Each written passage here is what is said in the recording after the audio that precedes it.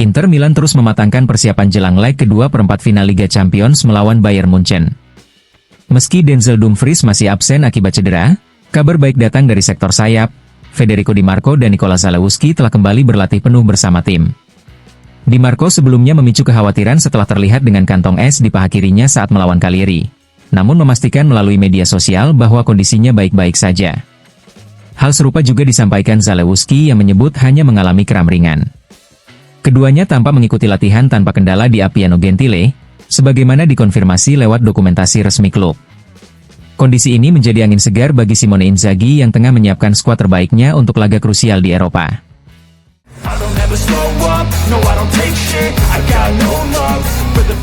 Meskipun baru saja memperpanjang kontraknya dengan Inter hingga tahun 2030, Francesco Pio Esposito tetap menjadi incaran sejumlah klub yang terus memantau perkembangannya menjelang musim depan. Kabar terbaru, seperti diungkapkan oleh Orazio Accomando dari DAZN, datang dari Bologna. Pihak manajemen klub tersebut hadir langsung di Stadion Danilo Martelli, Mantova, untuk menyaksikan laga Serie B antara tuan rumah dan Spezia, demi mengamati secara langsung penampilan penyerang kelahiran 2005 itu. Langkah ini menegaskan bahwa Bologna merupakan salah satu klub yang paling aktif dalam perburuan talenta muda asal Castellamare di Stabia tersebut.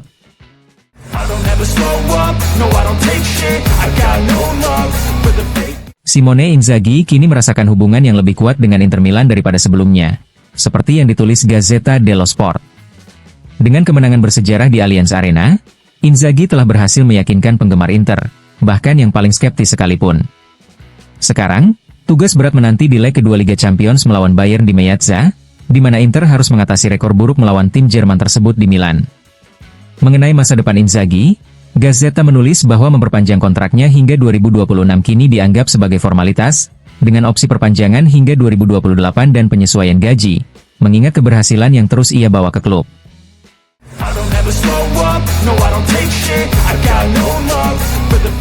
Sky Sport Jerman melaporkan bahwa akan ada persaingan di pasar transfer antara Inter dan Bayern Munich untuk mendapatkan tanda tangan Luis Enrique, bek sayap Brasil berusia 23 tahun yang terikat kontrak dengan Olympique Marseille hingga 2028. Menurut laporan dari rekan-rekan di Jerman, Inter menilai operasi transfer ini senilai 29 juta euro secara keseluruhan, namun mereka harus menghadapi persaingan ketat dari Bayern, yang tetap serius tertarik pada pemain tersebut, seperti yang dibuktikan oleh kontak-kontak rutin yang dilakukan oleh manajemen Bayern dengan pihak Enrique.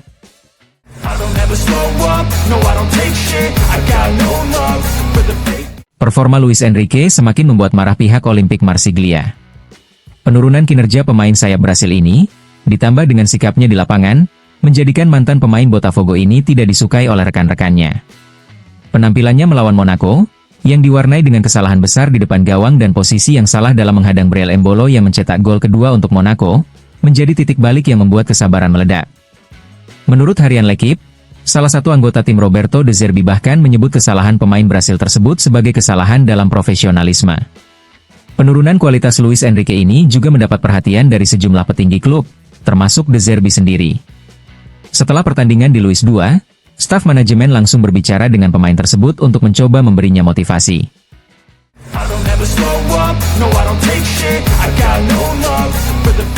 Legenda sepak bola Jerman, Lothar Matthaus, mengaku hatinya terbagi jelang laga leg kedua perempat final Liga Champions antara Inter Milan dan Bayern Munchen, dua mantan klub yang sangat berarti baginya. "Saya memiliki ikatan yang luar biasa dengan Inter," ujarnya kepada Abend Zeitung. Matthaus menyoroti absennya 4 pemain kunci Bayern, Musiala, Neuer, Upamecano, dan Davies, dan menyebut Inter harus memanfaatkan situasi ini. "Jika Inter cerdas, mereka akan menekan Bayern yang tidak suka berada di bawah tekanan," ucapnya. Ia juga menaruh harapan pada Harry Kane untuk mencetak gol krusial bagi Bayern, namun tetap menilai Barcelona sebagai favorit utama di Eropa berkat gaya permainan yang diusung Hansi Flick.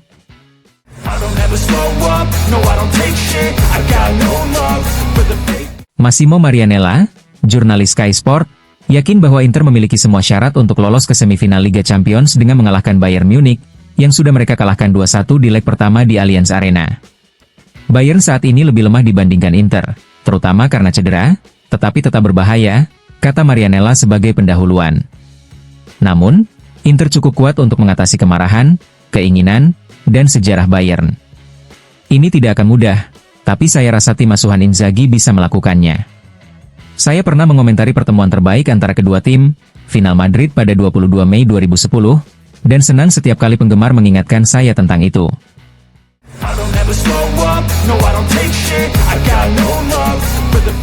Dalam wawancara di acara Radio Gol di Radio Kiskis Napoli, mantan pelatih timnas Italia, Giampiero Ventura, berbicara mengenai perebutan Scudetto dan pertandingan-pertandingan penentu di akhir musim.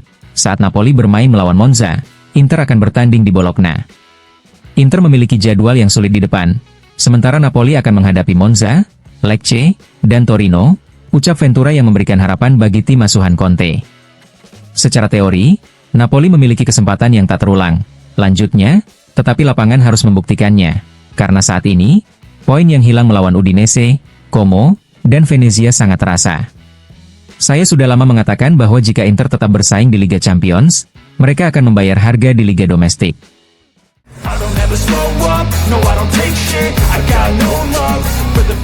Mantan pemain Cagliari, Luis Lulu Oliveira, melontarkan kritik tajam terhadap sikap tim Rossoblu usai kekalahan dari Inter Milan.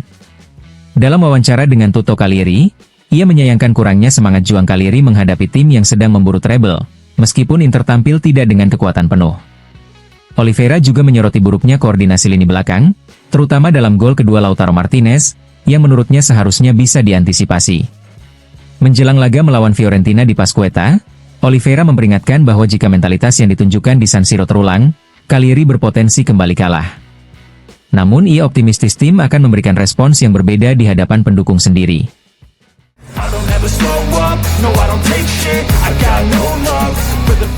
Mantan Kapten AS Roma, Francesco Totti, menjadi pusat perhatian publik setelah kunjungannya yang kontroversial ke Rusia. Dalam wawancara bersama media lokal RB Sport, Totti menanggapi kritik yang dialamatkan kepadanya dan turut membahas sosok Dejan Stankovic, mantan gelandang Inter Milan yang kini menukangi Spartak Moskow. Kami disatukan oleh kecintaan terhadap sepak bola dan pertandingan-pertandingan yang kami jalani sebagai lawan. Di antara kami juga terjalin persahabatan yang kuat dan saling menghormati. Jika ada kesempatan untuk bertemu, saya akan melakukannya dengan senang hati, ujar Totti. Ditanya mengenai apa yang akan ia tanyakan kepada Stankovic jika bertemu, Totti menjawab singkat, "Saya pasti akan bertanya apa saja yang telah ia lakukan dalam beberapa tahun terakhir. Kami sudah lama tidak bertemu." Namun, ketika diminta pendapat soal karir kepelatihan Stankovic, Totti mengaku tidak mengikuti perkembangan mantan rekan seprofesinya tersebut secara khusus. "Tidak, sejujurnya saya tidak mengikutinya. Tapi saya tahu dia sekarang melatih di Rusia. Jadi, jika ada kesempatan, kami akan berbicara." Dalam wawancara tersebut, Totti juga menyampaikan harapannya terkait Liga Champions musim ini. Ia menyebut laga final ideal versi dirinya adalah pertemuan antara Inter Milan dan Real Madrid.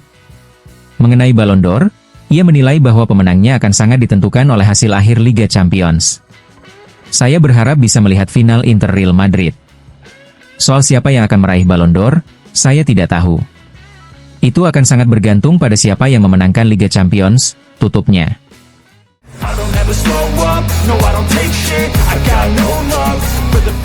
Guglielmo Mignani, penyerang 22 tahun yang kini membela Pianese di Serie C, berbicara tentang pencapaiannya yang luar biasa dengan mencetak 16 gol di musim debutnya. Meskipun tidak mengira bisa mencapai angka tersebut, Mignani mengungkapkan bahwa dia selalu berusaha untuk terus berkembang dan tidak membatasi diri. Menyebut Pianese sebagai tim yang banyak membantunya, dia juga mengungkapkan bahwa dirinya banyak mempelajari Ciro Immobile, serta mengidolakan Lautaro Martinez sebagai salah satu penyerang terbaik di dunia.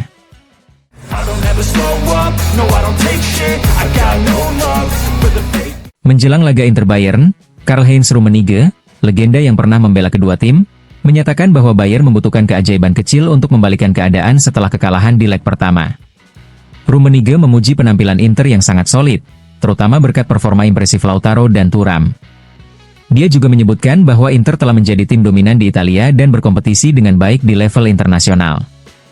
Meski Bayern masih memiliki peluang, Rummenigge menilai Inter lebih difavoritkan untuk lolos. Bayern akan berhadapan dengan Barcelona jika lolos, dan mereka adalah tim yang paling saya favoritkan untuk menjuarai Liga Champions, ungkap Rummenigge.